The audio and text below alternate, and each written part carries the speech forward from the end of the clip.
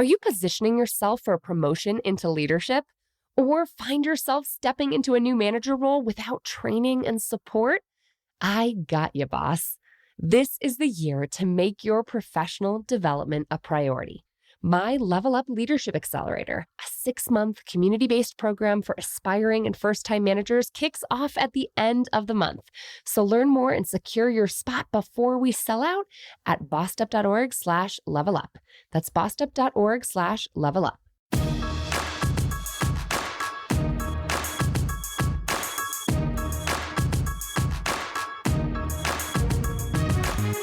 Hey, and welcome to the Bossed Up Podcast, episode 438. I'm your host, Emily Aries, the founder and CEO of Bossed Up.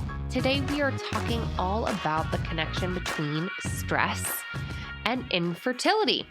So as a big old trigger warning right off the bat, we are talking about pregnancy loss, infertility issues, reproduction, all of the things, abortion, everything comes up on this one. If for any reason this is not a topic that feels safe for you, this is not the episode to listen to.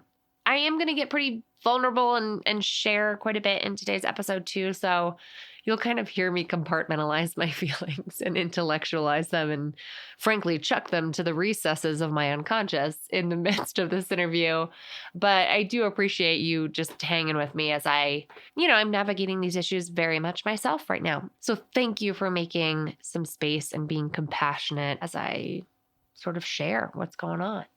It's my hope that in doing so, you will feel less alone if this is your truth or if or when this ever impacts you personally or the people you love, because odds are it will. One of those things, right? This impacts so many people that it's really important to me that we normalize it by talking about it.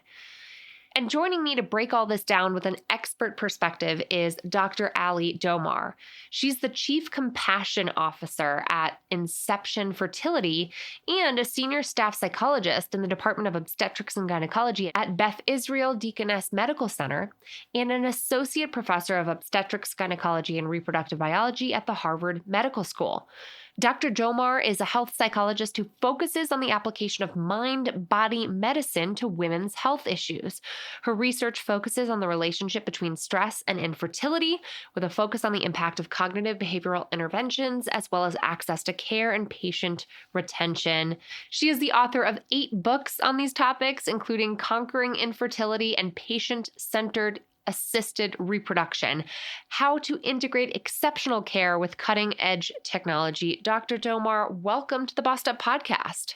Thank you for inviting me. So I'm excited to talk with you about a topic that is so relevant for a lot of hard-driving, high-achieving, career-oriented women like myself, who it feels like just as our careers are starting to really take off and get some traction, we're also running up against a biological clock that starts ticking very loudly.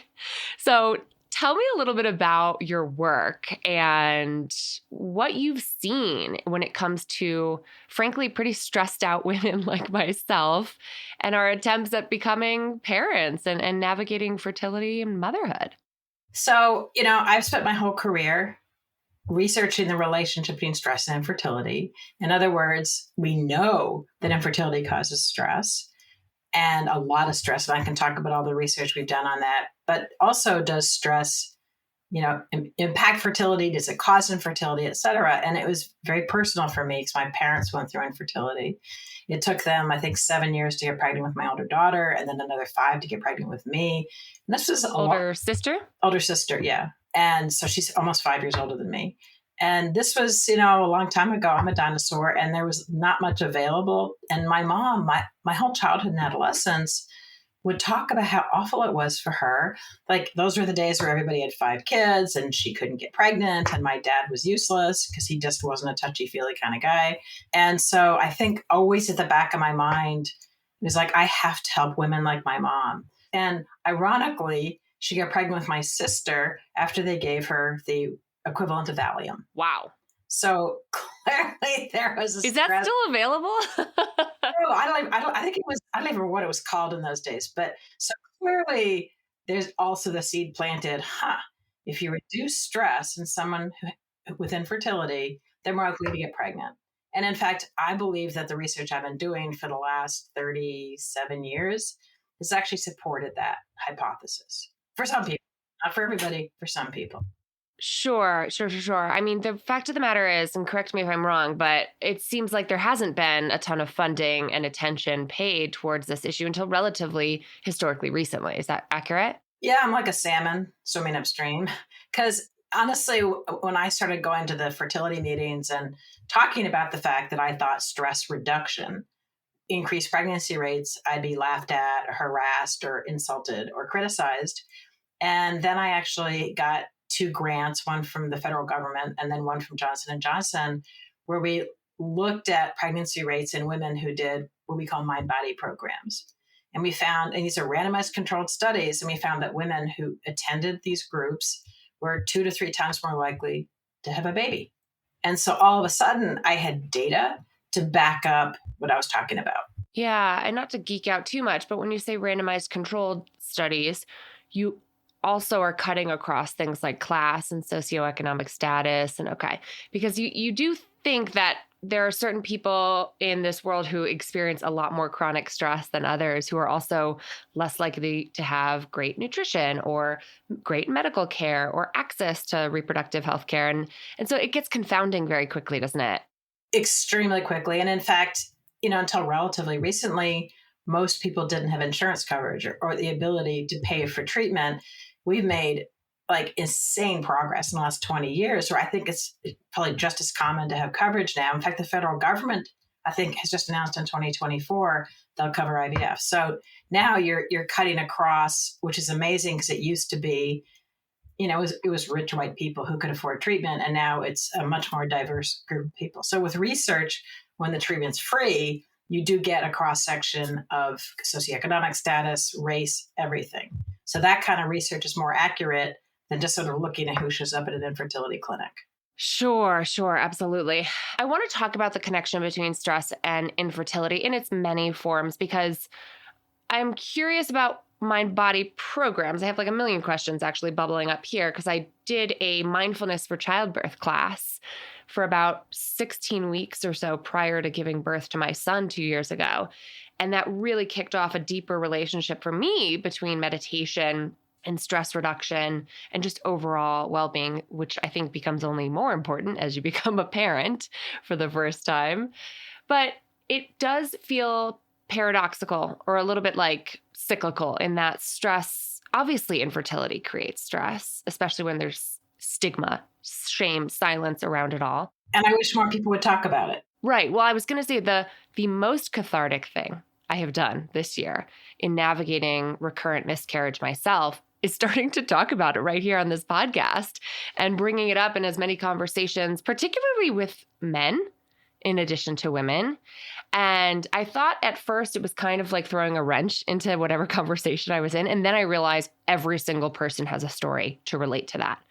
And so, normalizing the discussion of it has helped me reduce some stress around it and feel less alone.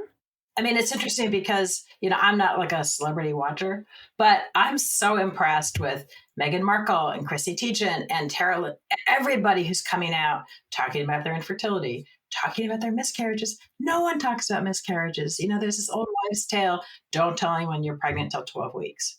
And I remember, I had a miscarriage in between my 2 kids. And I remember telling everybody I'd miscarried. And it was like, how could you talk about that? But then I had friends come out of the woodwork who had a loss. One of my best friends had a loss at 16 weeks and had not told anybody.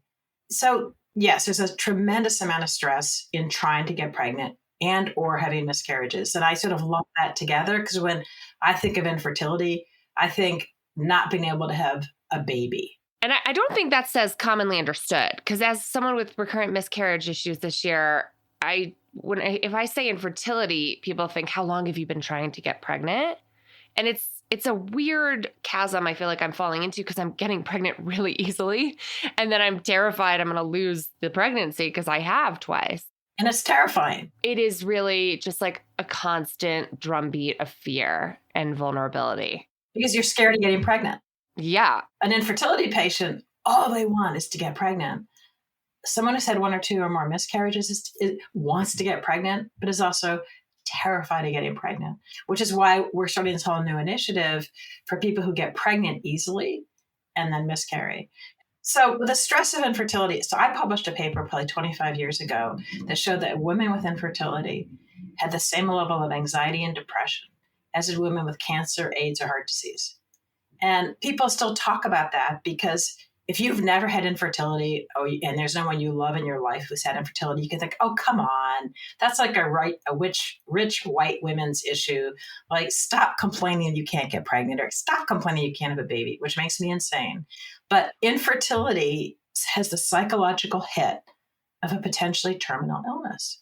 And we did a study, I don't know, in March of 2020 when COVID hit, because I was thinking, okay, our infertility patients are going to care way more that they can't get treatment right now than they are about COVID. I mean, they're scared. Everyone was scared of COVID.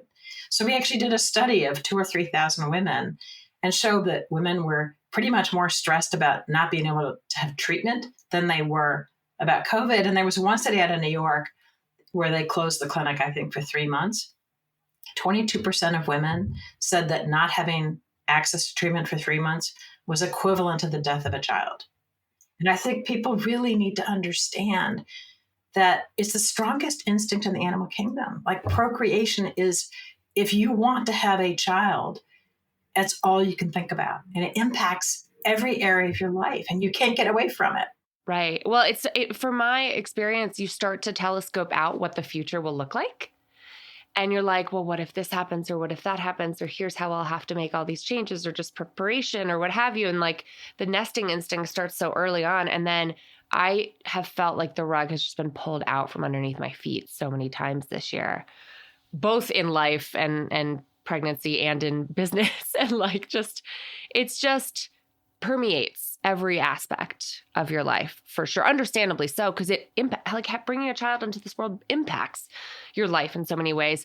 And I'm curious what you feel about stress reduction and what stress reduction really means, because part of what has really frustrated me as a data-driven person who really likes information and likes, we have smartwatches and smartphones and so much data and information, is that, there are no easy answers with infertility or pregnancy loss. But part of what has been so infuriating for me is that my care team, which has grown exponentially in the last few months, right?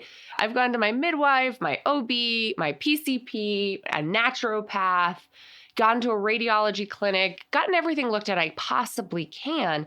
And I think a lot of my doctors kind of want to tell me to calm down, is how I feel. Like, they're like, I wouldn't worry. I'm not too worried, which I understand why they're saying that to me. They want me to feel normal. And yet I'm like, okay, show me the data. Let's look at the lab. Somebody look comprehensively at my 120 pages of blood work and tell me what you see.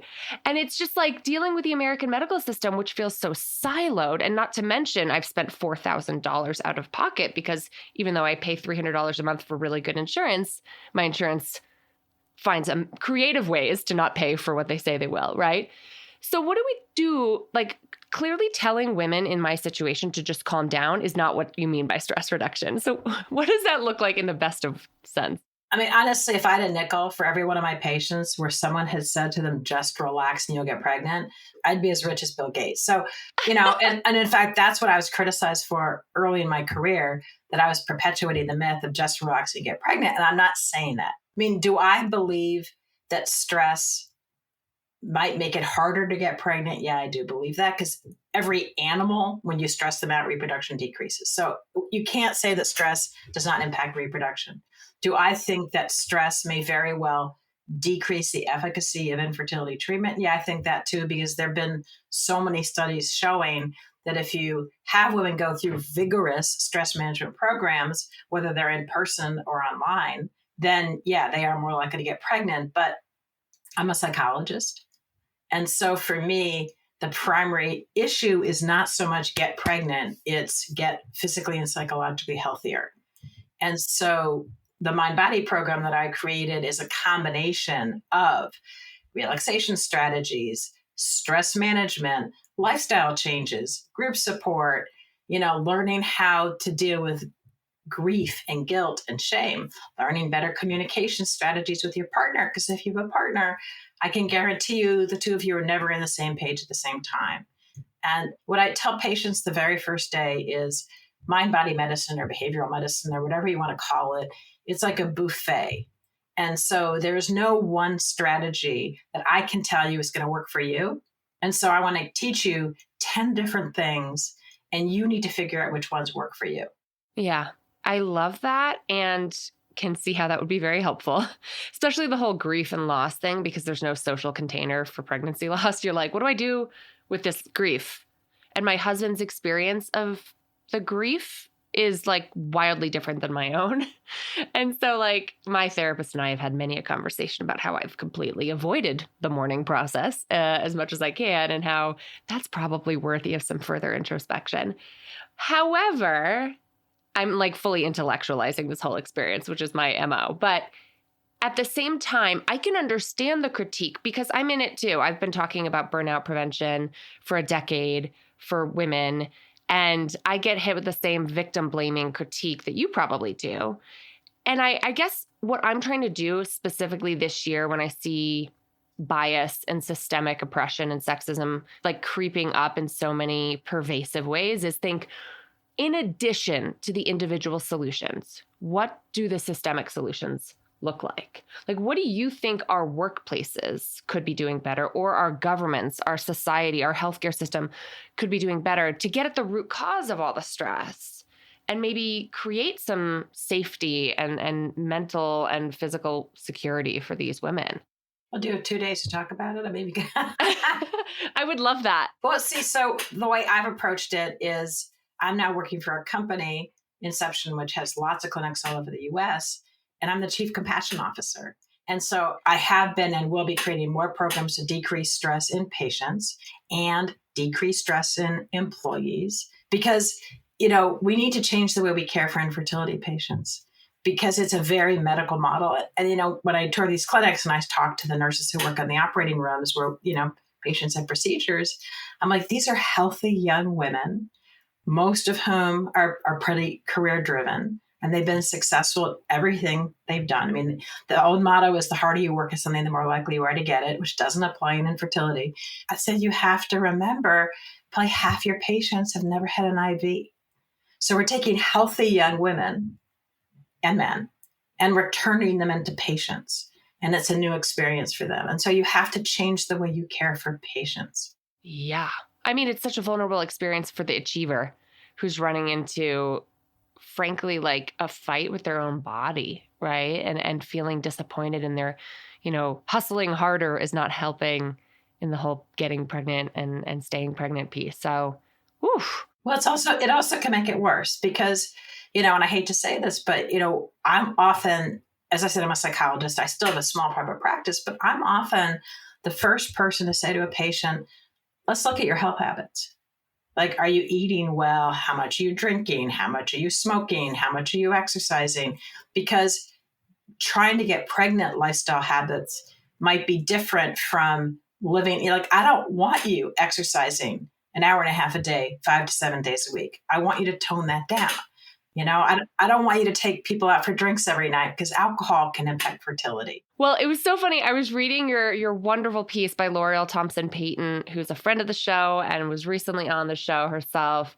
And in fact, she put you on my radar and helped get us connected. But I was shocked at this quote where you lumped marathon running next to smoking and drinking as like things that could negatively impact fertility. And I was like, oh, my super athletes here in Colorado, think they're so fit and they're doing the best. But actually you're saying exerting yourself to that extent can harm your ability to reproduce. Yeah. I mean, you want to be sort of in the middle of the curve. You don't want to ever be too much or too little. But yeah, there is data to show that being a couch potato is bad, but being an uber athlete is also bad, because if you're running every day, you're doing it because it reduces stress and because it means you can eat a cupcake, right? Your body thinks you're being chased by a bear every day. And if you're being chased by a bear every day, does your body think you can get pregnant, which is going to make you fat and slow? No, because you're clearly living in a dangerous situation. And so you want to be healthy and you want to walk or you want to swim or you want to do things that are moderate. I can't tell you how many patients I've had who've been trying to get pregnant for a long time, have done everything possible. And I'll say, okay, let's work on getting you to not run 35 miles a week, which is a very threatening thing for someone to hear and so counter to anyway. And once they get down to a certain threshold, they get pregnant. Yeah, well, it is, I remember reading Ina May Gaskin's Natural Childbirth book. This is real mind body stuff because it's about like the physiology and mental state of natural drug-free childbirth. And she basically like created a hippie commune where women delivered babies in huts for a while in Tennessee somewhere. So, but she's a midwife and she writes about the history of midwifery. And yeah, I'm not in that extreme. Okay, good. Yeah, we love a hospital birth. My mom's a labor and delivery birth. I was just talking to a pregnant colleague who's delivering next week, and I said, "That's the reason why God invented epidurals." Yeah, so. Totally. I love that.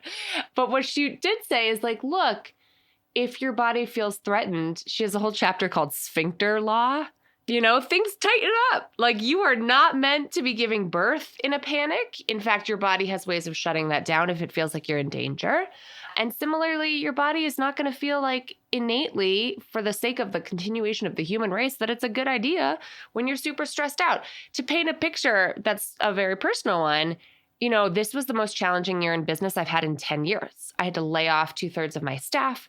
We've had just a biggest challenge when navigating the tech downturn, and the war on DEI has just really negatively impacted our bottom line for the first half of this year. And I was just holding on for dear life as we faced existential threat as a business. I'm really thrilled to say we've turned it around completely, and next year is looking great. We're ending the year in a great place. But physically and mentally, my health was not where it needed to be. And it doesn't surprise me in retrospect that my blood work came back with high blood pressure, with a little bit of high blood sugar, like just signs of generally not taking care of myself, following to back-to-back pregnancy losses. So it strikes me as true. And like everything you're saying makes sense. And I want our workplaces to understand stress reduction doesn't mean bringing in a burnout keynoter. It means managing workloads, staffing your teams properly, creating compassionate leave policies around pregnancy loss, and even the Pregnant Workers Fairness Act, which just went into law this summer. I don't know if you followed that law. I had Sarah Braffman from A Better Balance on. Pregnant women now have more legal protections and rights in the workplace to reasonable accommodations, but supposedly, yeah, it's always an argument anyway, but legally we do if miscarriage qualifies for that protection, but it means you have to disclose to your employer, which can get really tricky really fast.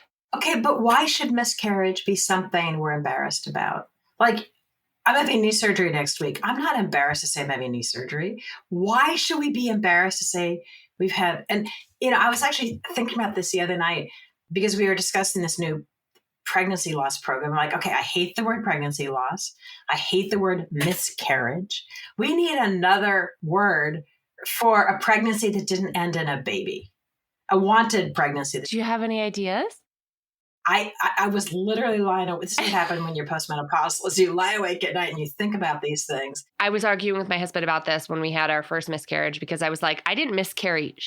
Okay, this is not my fault. Don't say it's a miscarriage. And you didn't lose a baby because it's called pregnancy loss. Oh, she lost the baby. She did not lose the baby. In fact, I was just talking to a friend of mine who's just had 2 losses. And I kept on saying something about her baby dying. And she says, wow, that is so powerful. She goes, that's how I feel. But everyone talks about pregnancy loss. You didn't lose the baby. Well, you start to come up right against the pro-choice movement. A friend of mine who was not very helpful in this moment, when I called her and said I lost a baby, I said, it really, now that I'm a mom, it means so much more to me than I think if I hadn't yet had a child. Like I envisioned this baby as being a fully living human being. And at 8 weeks, that baby is no more. And she said, well, don't tell that to my progressive Gen Z pro-choice staff members. And I was like, oh, that was not what I needed to hear right now. It's a fine line. It's such a fine, that's why I said a wanted pregnancy. Yes, totally different. So we have to come up with a term for somebody who got pregnant because they wanted to, or were happy to be pregnant and that baby died in utero. There needs a new word. Oh my God. I'm going to bring that to therapy with me this week. Thank you for that. I'm going to go ahead and bottle up that grief that I don't want to deal with right now. I wanted to go back to the shame thing, though. Here's why I think it's a shameful thing. It's not really shame. It's exposure. It's vulnerability. Because let's say I'm on partner track in my law firm and I've had 3 miscarriages in a row. Now I got to tell the partners in my law firm as I'm driving towards this pinnacle promotion in my career that I'm currently actively pursuing a family, which they see as a threat to my commitment to the workplace. That's the public narrative that gets in the way. And she's right. And I was just talking to someone who's looking for a new job. And, she was saying, I'm trying to get pregnant. And I can't tell them I'm trying to get pregnant, but I also don't want to, I don't want to start the job. And that's not fair because her partner can do anything he wants. It doesn't matter whether or not they're trying to get pregnant. And it's really, really frustrating. And you're right. We don't have enough. I was just talking to someone who works for a European-based company. She gets 6 months paid maternity leave. If she were to have a stillborn, God forbid, she still gets 6 months paid leave. And if she'd had a miscarriage, she would have gotten 8 weeks paid leave. Wow. Okay. So that is what I'm talking about when I say, what can workplaces do better? That's exhibit A. Maybe we just need to look to Europe. We need to look to Europe. Yeah. My cousin had twins and had a year after I had my second child. She was in France, full year of paid leave. And she had an option of a second year unpaid with job guarantee. I was working for a hospital, and because I had a C-section, I got 8 weeks. But, going back to infertility and pregnancy loss, one of the things we also don't explore is what about the partner? And if we talk about a heterosexual couple, male factor can lead to pregnancy loss. And so when you talk about shame and it's this idea of pregnancy loss and all the things that happen to a woman's body, there are things with the sperm that can cause miscarriage. Okay, so 50% of the time, right? It's pretty equitable too, right? 50% of the time, infertility has a male factor, or up to 50% of the time. With miscarriage, I actually don't know the statistics in terms of because we know the age of the egg is a pretty big deal, but we also know that the age of the sperm and the quality of the sperm can lead to pregnancy loss. But you also said that your partner is not feeling the same way about the losses as you are. And, I counsel patients with I don't want to use loss, who have had a pregnancy not go to term, involuntarily. And they're like, well, my husband isn't grieving. Like, he feels bad for me, but he's not grieving. And I'm like, because it was totally abstract for him. It's just, he was told you are pregnant. He might have seen something on a screen. You didn't get your period. You were nauseous. You were bloated. You were tired. And then you had a loss. You bled. You had terrible cramps. I had never experienced cramps like I did when I had my miscarriage. So for you, it's a very concrete thing, and it's easier to lose something. To grieve something when it's real. Totally. That's exactly Brad's experience. Yeah. He said it didn't feel real to me yet because we never even made it to our first scan or ultrasound both times. And so he was not feeling grief because he didn't feel like it was real. It's like someone telling you something bad rather than you experiencing it. Right. And it just it exacerbates the isolation for me. And that's something we've been talking a lot about is like, okay, I'm mourning something here that has no narrative in society to really explain the experience. And I'm doing it alone. And he's compassionate. He was trying to walk the walk with me, but it's not the same. It's not the same. But it's also, I keep on telling this when I visit our clinics, the minute you tell someone they're pregnant, they're not just pregnant. They are thinking of names. They are thinking what the next year is going to look like. They're imagine how they're going to make the pregnancy announcement or do the gender reveal or anything like that. And so, it's not a pregnancy test. It is a life. And if you already have a child, you're thinking, how far apart are they going to be in age? How am I going to handle 2 children? Is our car big enough? Is our apartment big enough? Everything. Exactly. There's this cascading. Exactly. It's not just a positive pregnancy test. It's a life change. It's like a branch in your life tree, just formed and then it just goes away overnight. It's so disorienting. So I'm proud of the fact that I'm ending the year not only with a better financial situation in my business, yay, but I've really spent the last, I'd say 2 months saying nothing matters but my health, mentally and physically right now. Like that is what needs my full attention at this current moment. After just trying to like push through and be strong, that was not really working. And I came back from my weekly yoga class, that core power yoga that I try to get to once. I have successfully gotten to once a week for 6 weeks in a row now, which is a big achievement with a toddler at home. I do it at 8:15 at night. So 8:15 and 9:15 in the evening. I come home and I said to Brad, that is the best thing I do for myself. And I don't know, like what practically, I know it's a buffet, right? And you can pick and choose based on what's going to work for you. But practically speaking, what's in the buffet line that you would encourage folks listening who want to mitigate their stress as it relates to fertility in particular? What should we be picking and choosing from on that buffet? So I said, number one are relaxation techniques. And that's either like mini relaxations, like let's taking slow, deep breaths when you're looking at social media and seeing yet another birth announcement, or you go into the bathroom and you're getting your period, or someone says something stupid to you. These are just minis that you can do. It's like diaphragmatic breathing. And then big relaxations like hatha yoga, meditation, progressive muscle relaxation, autogenic training for those of us whose minds race a lot. Wait, what is that? Autogenic? Autogenic training.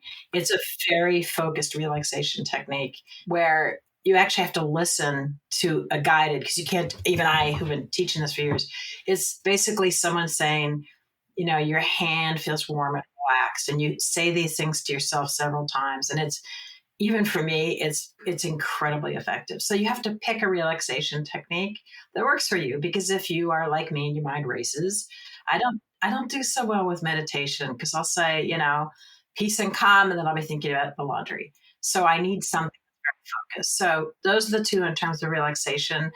And then we got to work on the mind. Your mind is your worst enemy. And so, for example, what I tell my patients is think of your mind as being like a bus. To be healthy, you need to be driving your bus.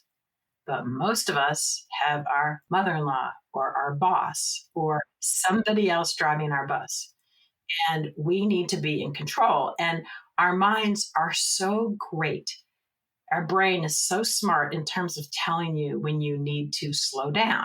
And so it'll give you a headache or give you stomach ache or not let you sleep. And when our brain is sending these signals, what do? We take drugs. Someone's making money off of those drugs, Dr. Domar. So someone's making money off those drugs. I don't want to insult anybody, but when you're unable to sleep because your mind is racing, going and taking a pill to make you sleep is not going to make the quality of your life better. And so when we have these physical signals or psychological signals or behavioral signals, we need to stop and say, what is my mind trying to tell me? And then, you know, what we teach is called cognitive restructuring, where you got to start paying attention to what your mind is saying to you. Like I was one of these kids who was not all that interested in school. I was way more interested in boys and volunteering at the hospital than I was in studying. Okay. My dad was an MIT professor. He thought that academics was the be all and end all. And so he used to always say to me, you're lazy, because I would come home with B's because I just didn't care. And so my husband catches me all the time where I won't do something. I'll go, yes, because I'm lazy. And he goes, you're the least lazy person I know. But that's like an old thought. And so we have to tap into some of the old stuff or our fear speaking. And so for someone who's had losses, there's a thought like, I'll never have 2 kids. And that's the kind of stuff that feeds into your anxiety, but you need to stop and reframe it as in, not to analyze you, but to say, I'm doing everything I can to try to have a second child. And that's a lot healthier thing to think than to let our brain just go crazy on us. Does this make sense? Absolutely. And we talk a lot about narrative on this podcast, in part because I took Marshall Ganz's class at the Kennedy School on public narrative and organizing. And, you know, how do I rewrite my inner critic to be my inner coach is something we talk a lot about. You know, when you say driving the bus, all I come back to is why I started this company 10 plus years ago now. It's to be the boss of our careers and lives. And it's extraordinarily humbling everything I've gone through in the last 2 years, becoming a mom, grieving the death of pregnancies that were very much wanted. And just because you're in charge, just because you're the agent of change in your life doesn't mean you can control everything. But focusing on what you can control is what I'm hearing loud and clear from you. So you can control a portion of what you're thinking. You can control what you eat. You can control what you physically do. Maybe, and what we haven't even talked about is you can control who you hang out with. And, one thing I tell my patients all the time is you can lose friends. Like just because someone was your best friend in second grade, if you find that you're not in a balanced relationship or they're really critical of you or you just don't feel great, cut them out. You can do that. It's fine. Yeah. And it doesn't take much. It's just not seeking them out, right? Like creating some space for people who make you feel good. And I'm dying to have the authors of The Good Life. Came out last January. I'm obsessed with it. I talked about it all year. I got to get them on the pod about the quality of people in your life making such a big difference.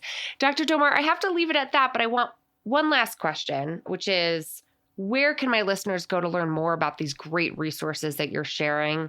And if I can squeak one more in, what gives you hope in this rather sort of frustrating line of business that you find yourself in? So I work for Inception. So it's inceptionfertility.com is the main website. I think I have a website. I think it's dralicedomar.com. You do.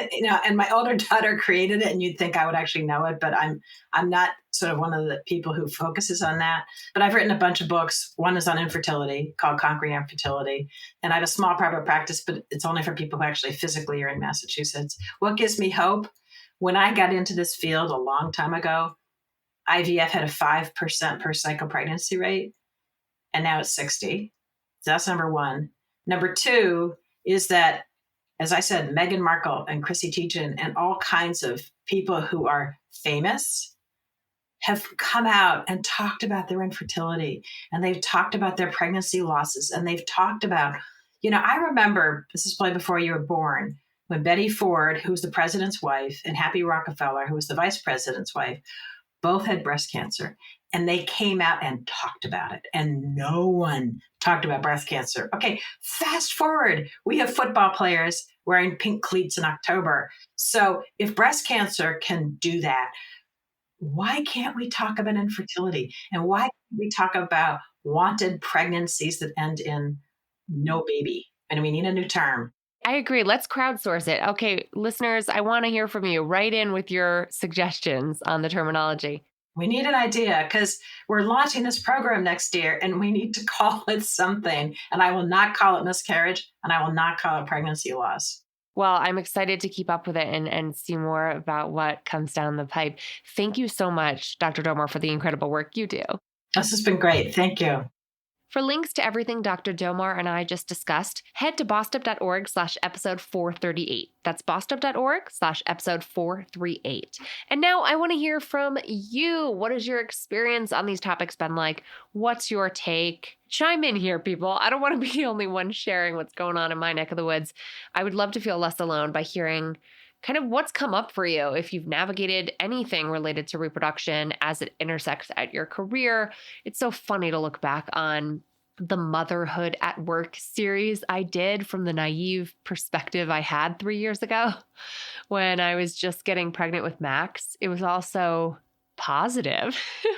I mean, not that it was easy because there's a lot of stress that comes with becoming a parent, even if everything medically goes smoothly, but just thinking about the challenges we talked about back then versus the challenges I'm talking about now, it's been a rough couple of years. So look, I think in some ways my perspective has broadened in a really powerful and hopefully more inclusive way. But I want you to know that if you've been feeling alone or isolated in some of the major challenges medically or mental health wise or any of that you're navigating, you're very much not alone. And I hope today's episode and Dr. Domar's advice can shed some light on the interventions that might help for you. Let's keep the conversation going, as always, in the Bossed Up Courage community on Facebook or in our Bossed Up group on LinkedIn. And until next time, let's keep bossin' in pursuit of our purpose, and together, let's lift as we climb.